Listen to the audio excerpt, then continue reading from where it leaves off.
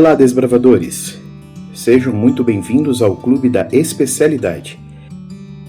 Eu sou o Pastor Harley, sou líder master avançado e amo fazer e ensinar especialidades.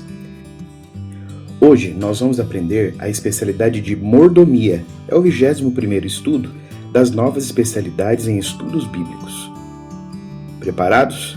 Pegue sua Bíblia. Nós vamos usar a versão NAA, Nova Almeida Atualizada, para os versos a seguir.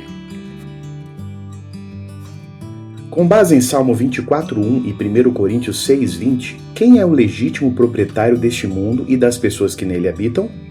Ao Senhor pertence a terra e a sua plenitude, o mundo e os que nele habitam. Porque vocês foram comprados por preço, agora, pois, glorifiquem a Deus no corpo de vocês. Para nós que acreditamos que Deus criou todas as coisas, Deus também é o dono de todas as coisas.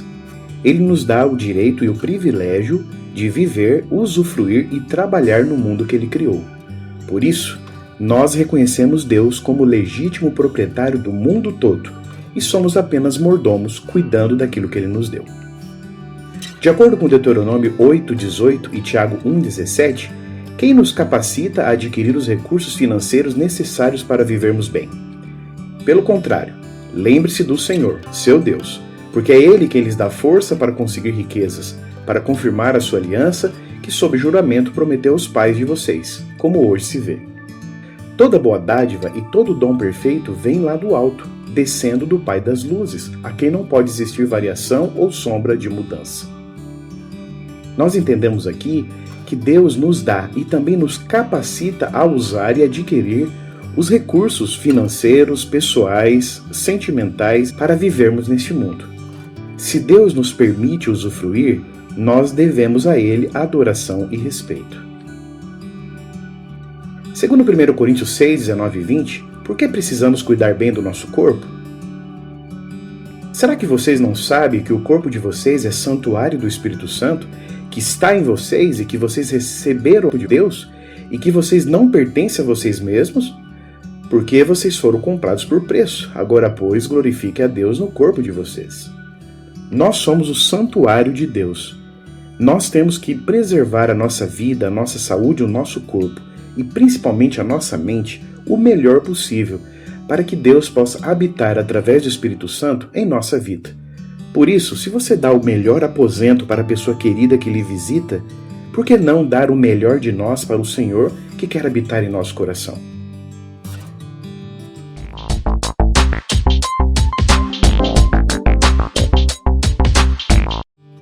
O que Efésios 5:15-16 ensina sobre o cuidado com a nossa maneira de viver e com o uso do tempo? Portanto, tenham cuidado com a maneira como vocês vivem, e vivem não como tolos, mas como sábios, aproveitando bem o tempo, porque os dias são maus. Nós vivemos em tempos difíceis, cada vez piores, e esse mundo é passageiro. Deus tem nos preparado a eternidade ao seu lado. Mas até que esse dia chegue, nós temos que ser sábios ao usar da melhor maneira possível o nosso tempo aqui nessa terra. Por isso, ocupe o seu pensamento com coisas boas, proveitosas. Ame as pessoas ao seu redor e viva da melhor forma possível. Você vai ser tolo ou você vai ser sábio nas 24 horas que Deus lhe dá a cada dia? Ler a parábola dos talentos em Mateus 25, 14 e 30 e explicar o que ela ensina sobre como devemos usar os dons e talentos que Deus nos confiou. Vou resumir aqui a parábola. Um senhor de uma terra deu a 3 dos seus administradores alguns talentos.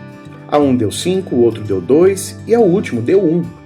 O que teve 5 trabalhou e conseguiu mais 5. Isso aconteceu também com o segundo, que ele dobrou de 2 para 4 os talentos que o seu senhor te deu. Mas o último, por ter recebido apenas 1, fez o seguinte: enterrou ele e não desenvolveu seus talentos. Quando o senhor voltou, ele ficou feliz com os 2 primeiros administradores, porque dobraram os seus talentos, tudo para a honra do seu senhor. Mas o último que enterrou, Deus disse que ele foi um servo muito infiel. Significa que Deus pode dar uma quantidade diferente de talentos para todas as pessoas.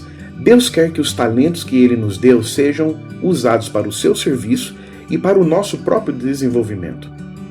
Qual é o percentual de nossa renda que Deus nos ordenou devolver como reconhecimento de que tudo provém dele? Levíticos 27:30 diz: também todos os dízimos da terra, tanto dos cereais do campo como dos frutos das árvores, são do Senhor, são santos ao Senhor. A palavra dízimo não existe no Velho Testamento, mas a palavra massar, que significa 1/10. Esses devem ser devolvidos ao Senhor. Deuteronômio 14:22. Certamente vocês devem dar o dízimo de todo o fruto das suas sementes, que ano após ano se recolheu do campo. Deus dá o sol, a chuva e as condições para que qualquer trabalho que façamos multiplique.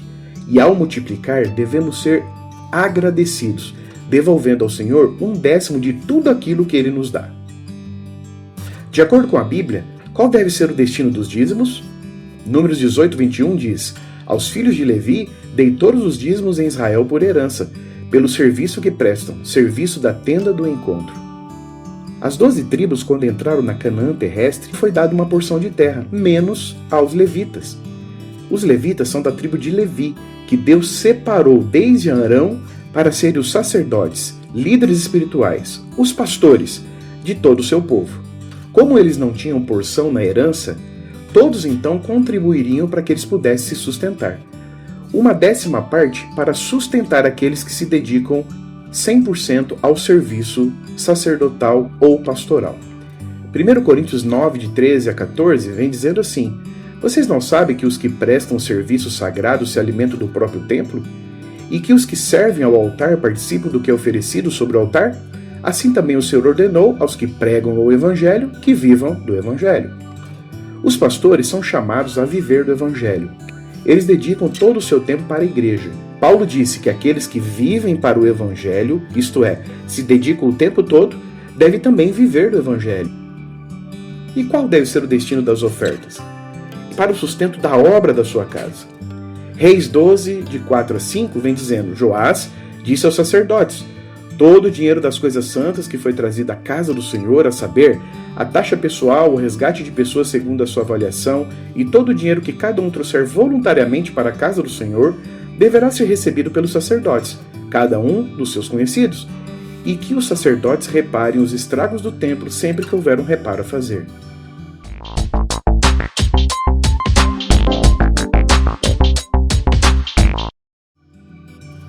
As ofertas devem ser dadas para sustentar a parte física da igreja, o templo, e os seus programas que são executados dentro dele. Segundo Crônicas 24:5 vem dizendo: reuniu os sacerdotes e os levitas, e lhes disse: vão pelas cidades de Judá e levantem de todo Israel dinheiro, para que todos os anos sejam feitos reparos no templo do seu Deus, e façam isso depressa. Mais uma vez nós entendemos que as ofertas são destinadas para o sustento da obra que existe dentro da igreja, quer os seus programas, cultos, eventos e até para sustentar a manutenção e construção do templo. E qual deve ser a nossa atitude ao entregarmos as nossas ofertas a Deus? Segundo Coríntios 9:7 vem dizendo: cada um contribua segundo tiver proposto no coração, não com tristeza ou por necessidade, porque Deus ama quem dá com alegria. Aquilo que estiver proposto ao nosso coração. Nenhum pastor ou líder religioso deve dizer o quanto você deve dar. Isso deve partir da sua consciência e da sua proximidade com Deus.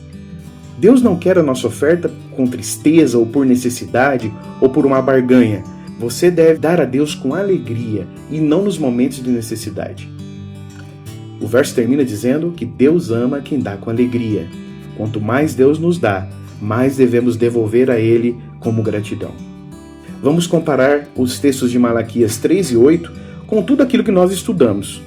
Será que alguém pode roubar a Deus? Mas vocês estão me roubando e ainda perguntam em que te roubamos? Nos dízimos e nas ofertas. Se nos mandamentos de Deus está lá, não furtarás, isso também se aplica às ofertas e os dízimos. Malaquias 3:8 fecha todo o entendimento sobre tudo que a gente estudou. Mordomia, na parte dos nossos bens, é devolver a Deus o que é dele, os 10%. E com alegria, não por necessidade, dar sempre um pouco de oferta, para sustentar o trabalho da igreja e a sua manutenção. Muito bem, gurizada. Não foi divertido? Então agora é só ver e rever o nosso conteúdo, apreciar o conhecimento adquirido e baixar o caderninho para fazer as atividades práticas e de pesquisa. Lembre-se, Desbravadores é a forma mais divertida de ir para o céu, e um dia eu quero acampar com você por toda a eternidade. Até a próxima, um abraço!